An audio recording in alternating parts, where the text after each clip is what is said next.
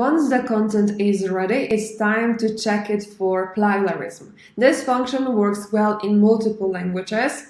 To find it, you click on the three dots in the upper right corner, and then you go for check for plagiarism.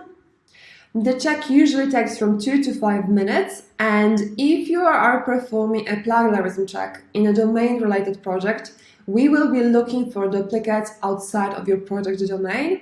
Let's perform the check. The plagiarism check has been completed and our content is unique in 91%, and that's correct because I copied and pasted some of the content from different sources for the purpose of today's video.